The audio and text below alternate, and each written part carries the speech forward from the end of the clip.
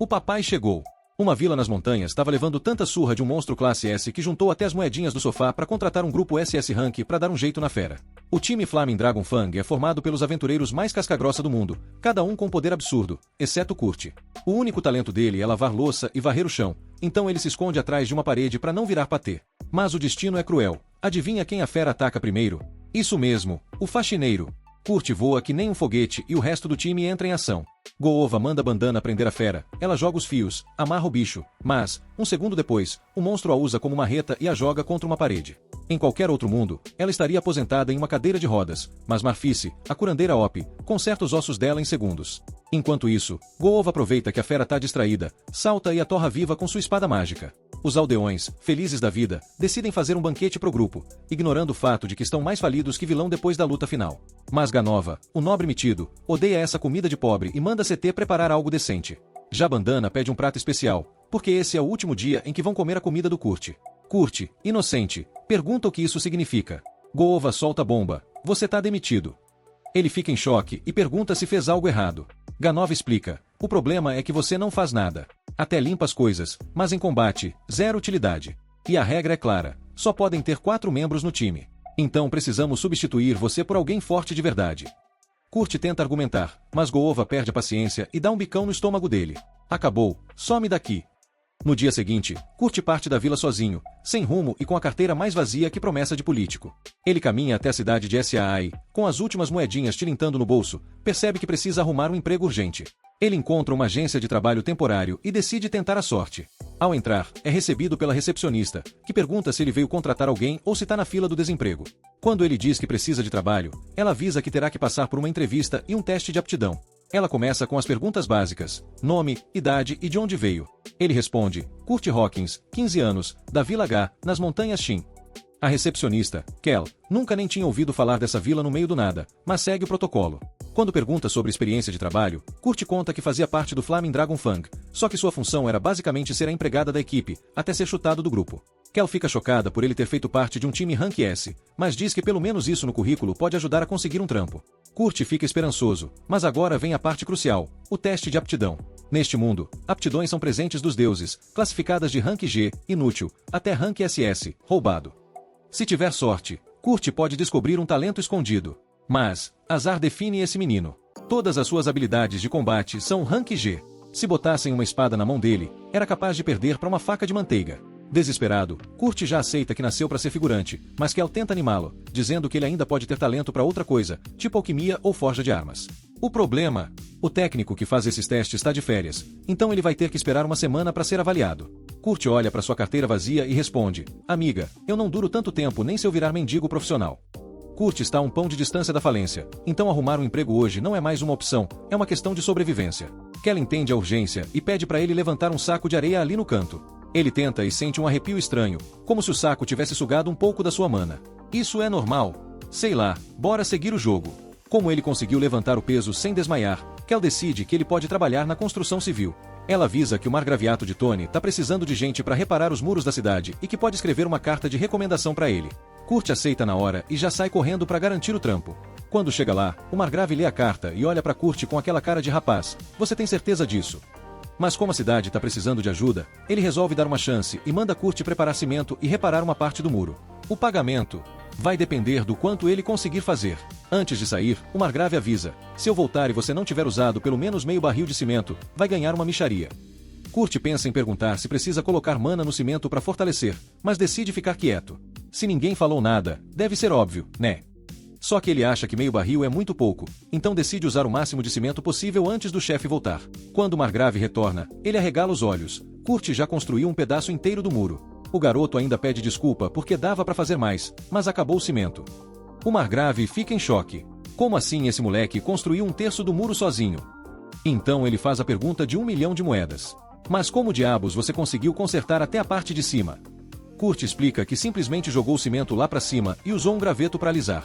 O Margrave olha para ele tipo, meu filho, isso é fisicamente impossível, mas como o muro tá inteiro, ele só aceita a realidade. Ele pergunta quanto tempo Kurt pretende trabalhar ali, e o garoto responde que só precisa do trampo por uma semana. O Margrave solta um suspiro aliviado e manda ele ir para casa porque já fez trabalho demais por hoje.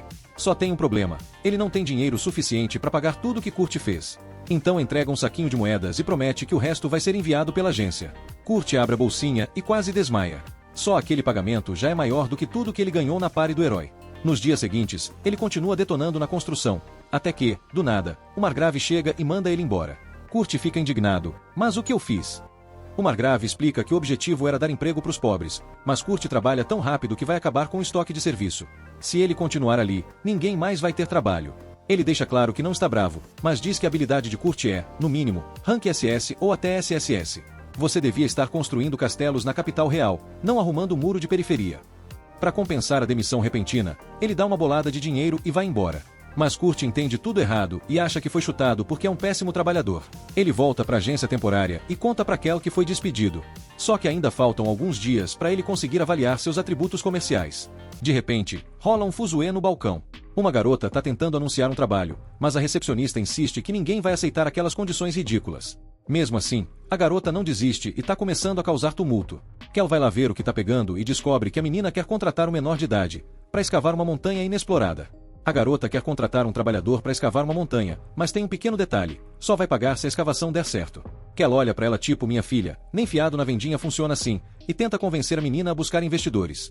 Mas a garota diz que não pode porque, se não pagar os impostos até o fim da semana, vão confiscar a mina dela. É nesse momento que Kurt aparece do nada e solta um: eu aceito esse trabalho maluco. Ele explica que já trabalhou em mineração na vila dele, então tem experiência. Kel olha para ele e pergunta: tem certeza? Esse contrato aí pode te deixar sem um tostão no final. Mas antes de Kurt responder, a garota já corta ele e solta um: na real, eu queria contratar um anão fortão, não um magrelo aleatório. Só que tem um problema: qualquer anão cobraria pelo menos 10 pratas adiantadas, e ela tá mais dura que pão de ontem. Então, por falta de opção, ela acaba aceitando Kurt mesmo. Quando os dois vão embora, Kel começa a sentir um peso na consciência. Poxa, será que eu devia ter deixado ele pegar essa roubada? Mas aí, do nada, ela pensa em algo nada a ver. Na real, Kurt faria mais dinheiro trabalhando no bordel, porque eu mesma pagaria bem caro para passar a noite com ele. Enquanto ela tá nesse devaneio nada profissional, o colega de trabalho dela chama sua atenção. Chegou um depósito bancário. Era o pagamento que o Margrave prometeu ao Kurt pelo trabalho no muro. Kel pensou que seria algo tipo 50 pratas, mas quando olha o valor, 200 ouros. Ela fica tão chocada que tropeça num saco de areia e quase cai no chão. O colega chega para ajudar e avisa que aquilo não era um saco de areia qualquer. São usados para medir a quantidade de mana de uma pessoa e só ficam pesados se alguém com poder absurdo tocar neles. Mas como eles não costumam reagir com pessoas normais, Kel pegam tranquilamente e segue a vida, sem nem suspeitar de nada. Kel começa a juntar os pontos. Kurt quase quebrou a coluna tentando levantar aquele saco de areia mágico. Será que ele é mesmo só um garoto comum? Cara pensativa. Enquanto isso, Kurt e Ulissia caminham pela floresta até o acampamento dela. Quando chegam lá, Kurt já fica com o pé atrás. Só tem uma barraca. Ulissia, tranquilona, manda um relaxa, dá pra nós dois dormirmos juntos. Kurt, em pânico: como assim? Eu nunca vou conseguir dormir do lado de uma garota fofa como você. Cara de envergonhado. Ela fica brava, achando que ele tá só jogando charme barato. Mas quando vê que ele realmente acha ela bonita, acaba aceitando o elogio e entrega pra ele batata cozida. Sim, o jantar romântico deles é um tubérculo sem tempero. Só que Kurt fica emocionado. Fazia tempo que alguém cozinhava algo pra ele. Para completar, Ulissia ainda senta ao lado dele para comer, coisa que o grupo de heróis nunca deixava ele fazer. De barriga cheia, mais ou menos, os dois vão dormir. Só que tem um pequeno detalhe: Ulissia foi dormir de roupa de baixo. Kurt, que já estava nervoso, entra em modo de emergência. Socorro, assim não dá, vou virar estátua humana. Para evitar qualquer tragédia anatômica, ele foge da barraca e vai dormir do lado de fora. Mas assim que ele sai, Ulissia abre os olhos. Ela fez isso de propósito para testar se ele era um tarado. Como Kurt fugiu, ela conclui que ele é um cara decente. Ou pelo menos um covarde muito educado. No dia seguinte, Ulissia sai da barraca e vê Kurt dormindo encostado numa árvore. Ela até sente um pouco de culpa por ter feito ele dormir no relento, mas então percebe que seu casaco rasgado foi costurado. Kurt acorda, e ela pergunta se foi ele quem fez aquilo.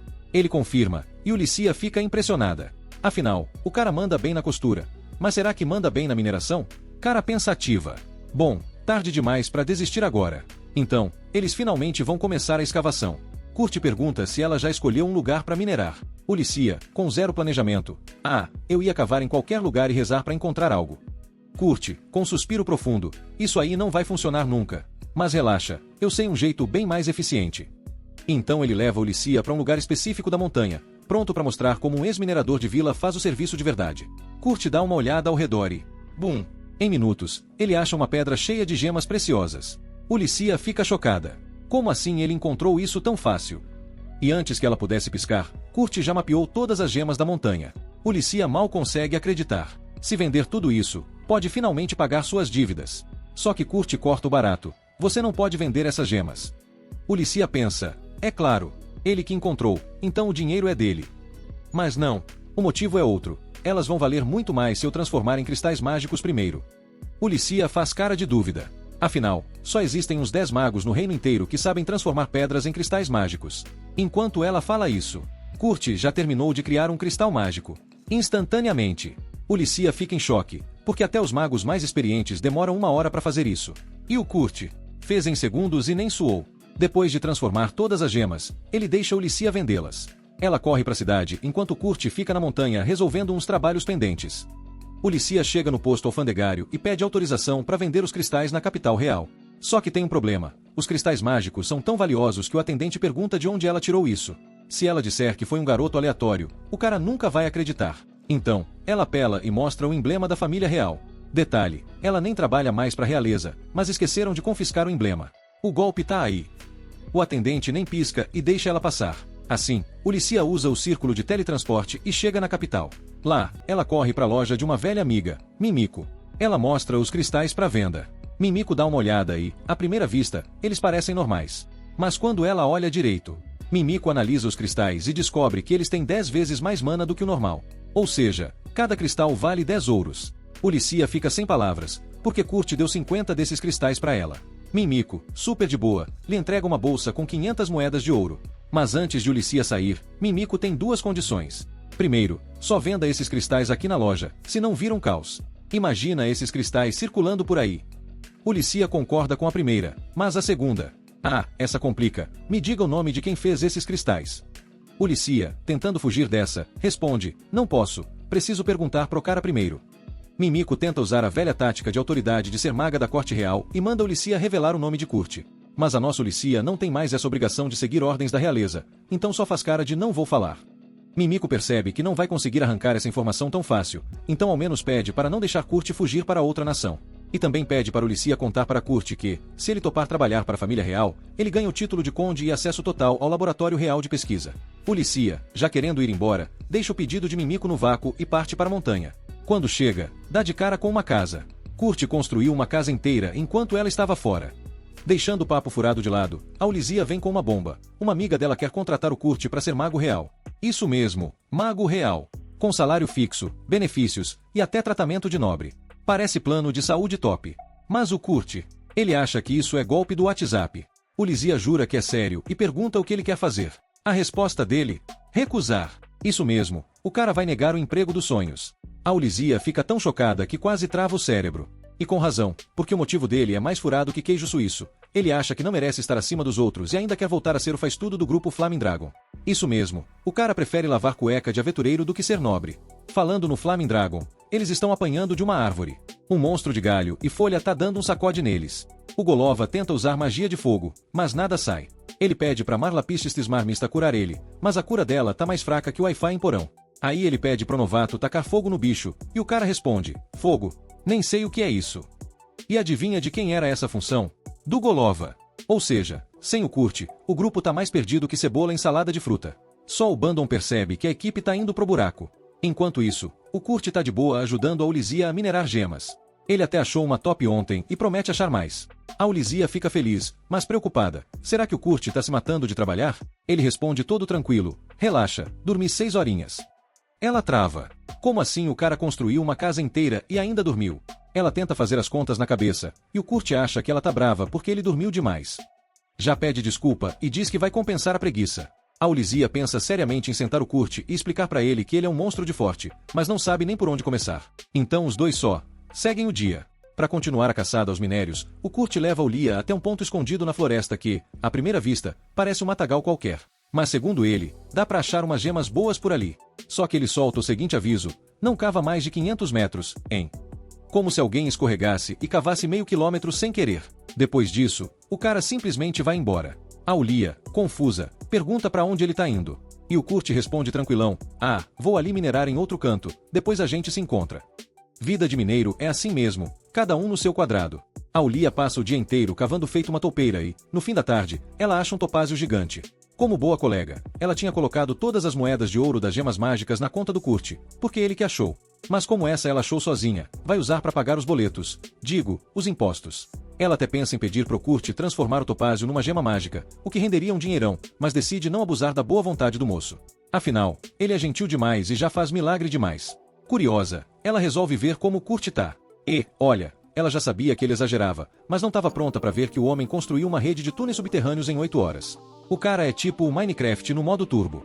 Kurt aparece todo humilde, dizendo que não conseguiu achar quase nada da gema que queria. Só achei um monte de pedra inútil, diz ele, com cara de quem realmente acredita nisso. Aulia vai dar uma olhada na carroça de pedras inúteis e percebe que elas são bonitas até demais para serem lixo. Ela pergunta o que são, e o Kurt solta: "Ah, isso aí é só mitril." Só. Mitril. Na vila do Kurt, mitril era tão comum que jogavam fora como se fosse casca de banana. Aulia trava na hora. Ela já não sabe mais se tá minerando com um humano ou com o próprio deus da mineração. Aí ela pergunta: "Se mitril é lixo, que gema você estava procurando, criatura?" Kurt mostra um pedregulho pequeno e diz que estava atrás de oricalco.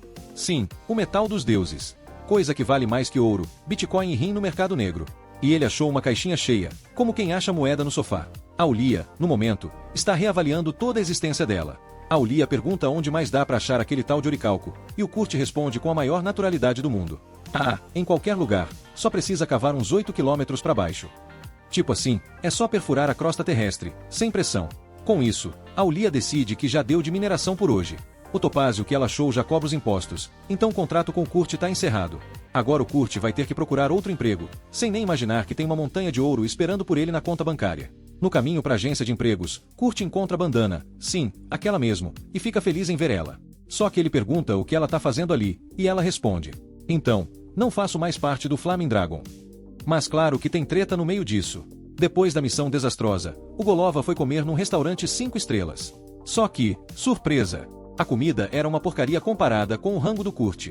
Resultado: Golova ficou pistola, quebrou o restaurante inteiro e saiu sem pagar. No beco, ele encontra a Bandana, que tenta falar com ele tipo: "Amigo, calma lá né." Mas o cara tava com o modo Masterchef do caos ativado e só queria saber de comer bem. A solução dele? Mandar a Bandana caçar o Kurt e trazer ele de volta, nem que seja na base da porrada. Sim, ele mandou sequestrar o cozinheiro. Esse é o nível de desespero gourmet do Golova. A Bandana percebe que ele surtou de vez, então em vez de obedecer, ela rouba o cristal de teletransporte dele e sai correndo. Na saída, ela vê os guardas chegando, e com Golova sem cristal e com o restaurante destruído nas costas. Já viu, né? Cadeia nele. Ah, e como cereja do bolo, a Marley foi chamada pela igreja, então o grupo Flaming Dragon acabou oficialmente. Ela não entra em muitos detalhes sobre o Golova ter virado um vilão de novela, mas conta o básico pro Kurt, que fica tristão ao saber que o grupo acabou. Ele ainda queria voltar pro grupo e trabalhar com Golova. Porque, veja só, ele ainda acha o Golova gente boa. O coitado tá tão por fora que parece personagem de anime shonen confiando no vilão até o fim. A Bandana, por outro lado, nunca nem ligou pro Golova. Ela só usava o grupo como desculpa para ficar de olho no Kurt. E como ele tava indo pra agência mesmo, a Bandana já começa a bolar um plano. A Bandana percebe que o Kurt tá no modo desempregado e desesperado e solta: "Se tu tá procurando trampo, eu tenho o job perfeito." Ela conta que uma amiga dela tá precisando de ajuda na oficina, e não é qualquer amiga não, é uma mestre Tellier. Pra quem não sabe, mestre Tellier é tipo top do top dos alquimistas, quase um político de alto escalão com jaleco e caldeirão. Bandana manda um mapinha pro Kurt e dá o sinal verde. Kurt segue o GPS até chegar na tal oficina, mas o lugar parece mais uma casinha aleatória de subúrbio. Ele bate na porta, e quem atende é uma garotinha elfa. Kurt já fica bugado, achando que ela é a mestre lendária. Mas a menina, chamada Michelle, explica: "Calma lá, campeão. Eu sou só assistente." Quando Kurt diz que veio pro emprego, a Michelle quase solta fogos de artifício de tão aliviada. Graças aos deuses, porque esse lugar tá um lixo. Ela leva o Kurt direto pra cozinha, e o pobre coitado quase desmaia com o cheiro. Sério, o fedor tava tipo o barco afundado com peixe morto no porão. Michelle pede desculpas pelo caos, mas diz que a mestre anda puxando turno triplo com ela e ela não conseguiu limpar nada. Nesse momento, a mestre grita lá de dentro, e Michelle sai correndo. Antes de sumir, ela pede pro Kurt dar um jeitinho na cozinha. Kurt até fica meio decepcionado. Ele achava que ia mexer com poções místicas e segredos alquímicos, não limpar louça podre. Mas como ele é bonzinho, mete a mão na gordura. 30 minutos depois, a cozinha tá brilhando, e o Kurt tá sem instruções. Então ele resolve sair explorando a casa como se fosse RPG. No meio dos corredores, acha uma porta, bate educadamente, e ouve: "Pode entrar." Kurt entra, e dá de cara com uma garota praticamente pelada deitada na cama. O rapaz trava igual personagem de anime, fica todo atrapalhado, pede 1000 desculpas, mas a menina? Tá tranquilona, nem liga. Parece que tá acostumada com esse tipo de visita surpresa. Ele diz que tá procurando Michelle, e ela responde que a moça tá no porão. Kurt já ia saindo, mas de repente, ele percebe uma marca estranha e sombria no corpo da garota. E aí, meu amigo, a treta vai começar. Kurt vê uma marca estranha na barriga da garota e saca na hora. Isso aí é maldição, certeza. Ele pede pra dar uma olhada mais de perto, e a garota deixa. Aí ele vai lá, taca a mão na maldição como se estivesse fazendo leitura corporal esotérica. Maldições assim normalmente derretem os órgãos da vítima, mas por algum milagre o estômago da menina ainda tá de boas. Então o Kurt, no maior espírito Masterchef, fala: "Vou fazer um mingauzinho pra você, fica tranquila." Enquanto ele vai pra cozinha, o Lizia tá tendo uma conversa séria com Mimiko sobre uns cristais mágicos raríssimos que o Kurt achou. E detalhe, ele nem refinou os cristais e já valem mais de 50 mil moedas de ouro. Ou seja, o moleque tem mãos de ouro, e nem sabe. O Lizia tá preocupada. Ela pergunta: e se a galera descobrir o quão absurdo é o talento do Kurt? No melhor dos cenários, ele é sequestrado e vira escravo. No pior, ele leva uma facada só por ser overpower. Mimiko então pergunta: e o que você vai fazer com ele? O Lizia responde que tá bolando um plano, transformar o Kurt em mestre Tellier também, pra ele ganhar respeito, poder e imunidade contra otários. E aí ela quer virar a guarda-costas pessoal dele. Só que tem um pequeno problema. Kurt é tapado. Ele não percebe o quão talentoso é, e ainda por cima se subestima o tempo todo. Então o Lizia tem que agir antes que ele morra de burrice. De volta à oficina, o Kurt termina de fazer o mingau e tá todo contente. Nesse momento, descem do porão Michelle e a verdadeira mestra Tellier, a Ilia. Elas veem a cozinha limpinha, cheirosa, e soltam um: que magia é essa? Elas não acreditam que o Kurt limpou aquilo tudo em tempo recorde. A Ilia nota o mingau e pergunta: pra quem isso aí? Kurt responde que é pra garota faminta que ele encontrou no quarto. Na mesma hora, a Ilia dá aquela travada. Você viu? Ela faz o Kurt prometer que não vai contar pra ninguém sobre a menina. Kurt, o cavaleiro da honra, promete. Então a Ilia diz: pode ir pra casa hoje. Aqui, umas moedinhas pelo trampo. Ela dá 3 moedas de prata, e o Kurt fica tipo: ué, isso tudo só por lavar prato.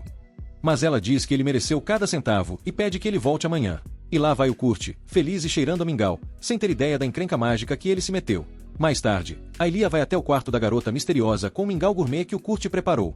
Antes de entregar o rango, ela manda o clássico: ei, garota, já falei 1000 vezes pra não deixar ninguém te ver. Tu é literalmente um soileiro ambulante. Mas logo ela tranquiliza: relaxa, o Kurt é tão inofensivo que eu duvido que ele saiba soletrar segredo, quanto mais contar um. Só que antes da garota comer, a Ilia fala: pera, vou provar primeiro pra ver se o menino não colocou veneno. Mas a garota, que se chama Lê, dá uma de sensitiva e diz: relaxa, confio no moço do mingau. Conversei 2 minutos com ele e já sei que ele é gente boa. Além disso, veneno pra quê, se essa maldição aqui já tá me cozinhando por dentro? Ela diz que cansou de desconfiar de todo mundo a vida inteira e que, pela primeira vez, quer confiar em alguém. A Ilia, tocada pelo momento novela das 9, deixa ela comer. Mas no primeiro gole, pá! Lê começa a suar igual tampa de marmita, desaba no chão e parece que vai bater as botas ali mesmo.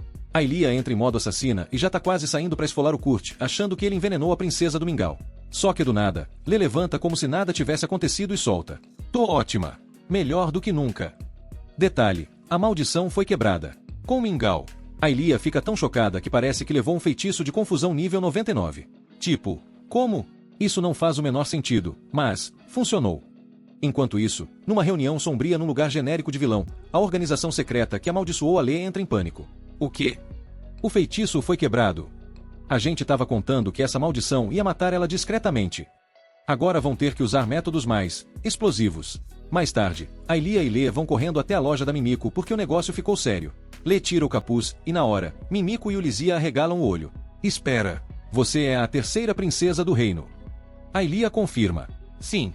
Tentaram matar a garota com uma maldição braba. Não sabemos quem mandou, mas ela é filha única entre o rei e a princesa Fran do reino Gurumaku. Ou seja, símbolo da paz entre 2 reinos. Se ela morre, já viu né? Guerra na certa. Mimiko fica aliviada que Lê tá viva, mas ainda tá tentando entender como um prato de mingau fez o trabalho que nenhum mago conseguiu em anos. Mimiko, ainda boquiaberta, solta. Tá, mas como é que você quebrou uma maldição que parecia ter sido feita por um demônio com diploma? Aí a princesa Lê responde com toda a humildade: então, na real, não fui eu não. Quem quebrou foi um cara chamado Kurt. Nesse instante, Mimiko e o Lizia têm um mini ataque cardíaco coletivo. As duas. Kurt. De novo esse nome. Esse moleque não para de surpreender. O que ele é afinal? Um chefe. Um mago. Um deus disfarçado com avental. A filha ainda tá de boca aberta com o que aconteceu. O tal feitiço que atormentava a princesa Lia há anos, foi quebrado com um mingau. Isso mesmo, um mingauzinho. Ela já sabe que o Kurt é meio maluco, mas dessa vez ele se superou. A mulher deu uma saidinha de meio turno e o cara foi lá e salvou a princesa. Como se fosse terça-feira qualquer. Vão dar uma recompensa pro Kurt, claro. Mas antes, Mimiko quer descobrir quem foi o infeliz que lançou a maldição. Afinal, o quarto da Lisa tem feitiço anti-maldição e alguém mexeu lá antes da zica começar. E só 3 pessoas tinham acesso ao quarto. O filho do general da Força Real de Exploração. O bispo fofoqueiro da igreja. E a terceira rainha do reino, que, sinceramente, parece nome de grupo de WhatsApp. Mas ninguém quer sair por aí jogando acusação sem provas, né? Então a filha tem uma ideia estilo novela mexicana. Vão armar uma armadilha. A parada é a seguinte, a Lia acabou de fazer 15 anos, e pela tradição do reino, tem que sair de casa para fazer um intercâmbio de guerreira por um ano. Como já tentaram matar ela antes, é quase certeza que os malvadões vão tentar de novo. Então o plano é inventar um mestre falso de ateliê e fingir que mandaram ali para treinar lá. Aí, quando os vilões forem investigar o tal mestre, bam, armadilha neles. Mas para isso, precisam de alguém com pinta de mestre de verdade. A Ulizia, que sempre tem um truque na manga, mostra um cristal mágico feito pelo Kurt. A filha vê o cristal e quase chora de emoção. Isso aqui é arte, meu pai. Falando em Kurt, no dia seguinte ele volta todo feliz para casa da filha para trabalhar, mas dá de cara com um bilhete na porta. Volto logo. E adivinha quem ele encontra na rua? A Michelle. Então, claro, ele já mete a clássica pergunta: "Oh, que tá pegando aqui?" Michelle explica pro Kurt que, depois que ele saiu ontem, a filha deu a louca e saiu com a princesa ali, e até agora as duas não voltaram. Resultado: sem trabalho hoje pro nosso herói do mingau mágico. Desanimado, Kurt vai até a guilda para descontar a tristeza na comida. Enquanto tá mandando ver num prato, provavelmente com mais magia que ele imagina, ele escuta o grupo da mesa do lado surtando. O carregador deles ficou doente e, sem ele, não tem missão. E pior, não dá tempo de contratar outro, então já estavam prestes a cancelar tudo. Kurt, que tá mais entediado que guarda de museu, pensa: carregador? Fácil demais. Vai até o grupo, se apresenta e manda real: sou horrível em combate, mas carregar coisa? Deixa comigo. Astina já olha pra ele com cara de quem viu um palito falando e solta: esse magrelo aí? Nem aguenta segurar uma sacola de feira.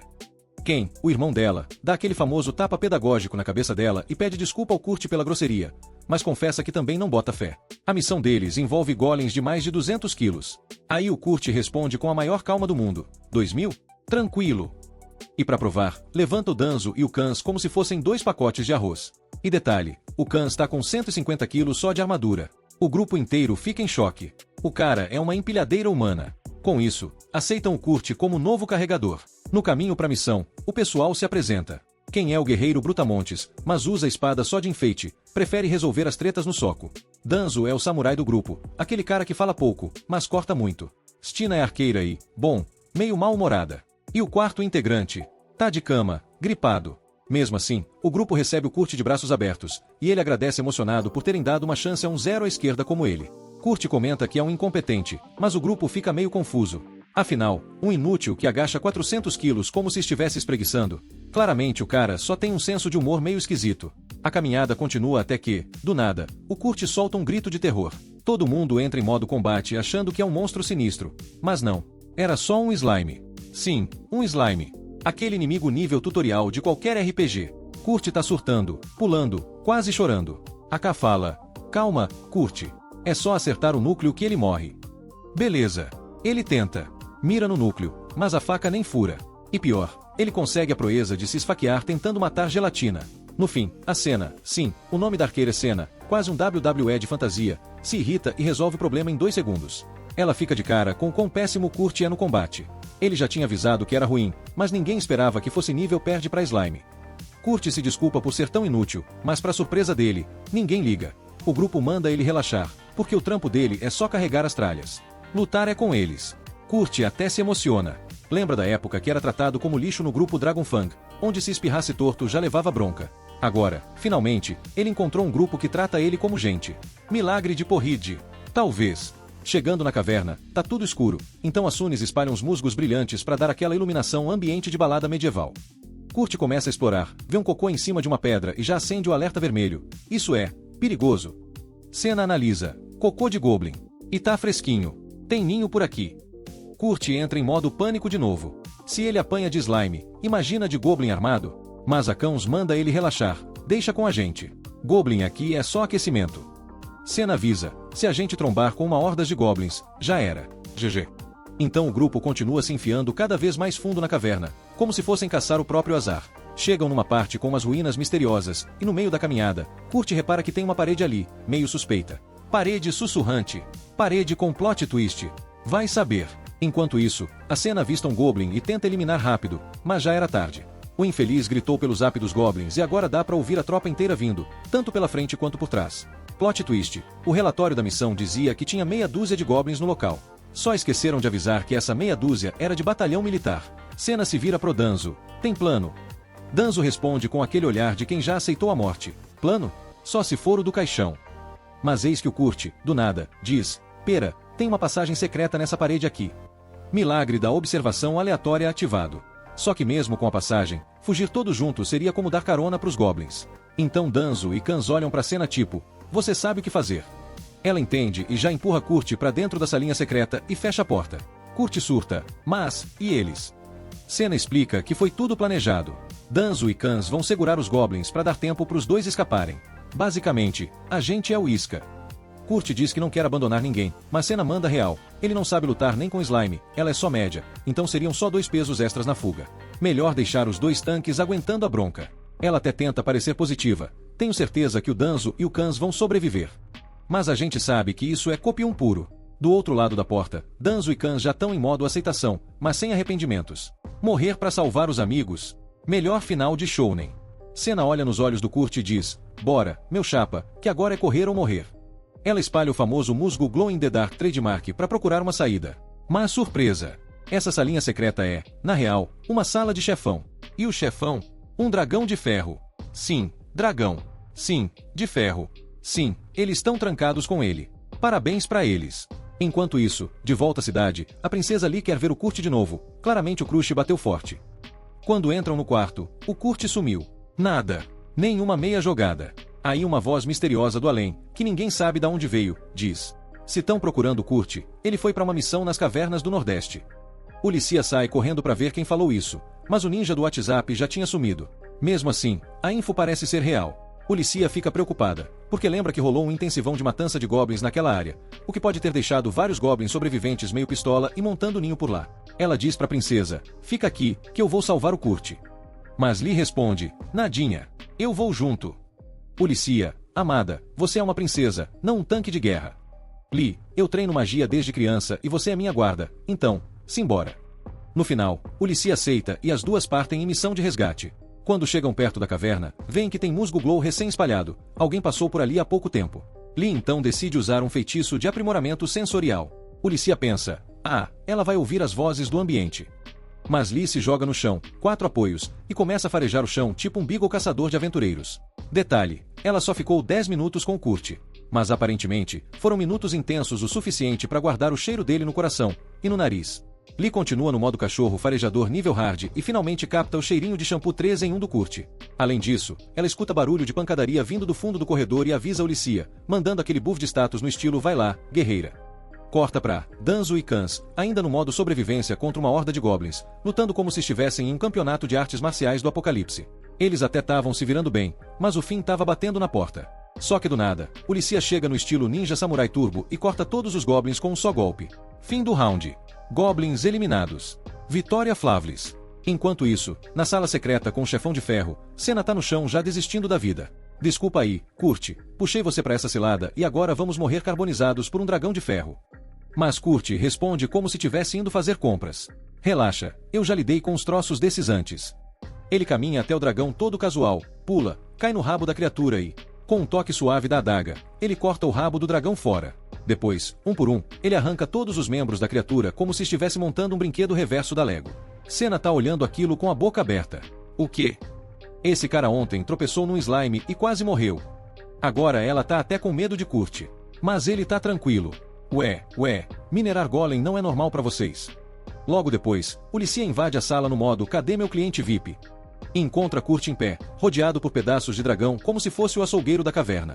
Kurt, todo feliz. Que bom que você chegou. Corre salvar meus amigos que eles estavam na pior. O Licia responde: Amor, já salvei.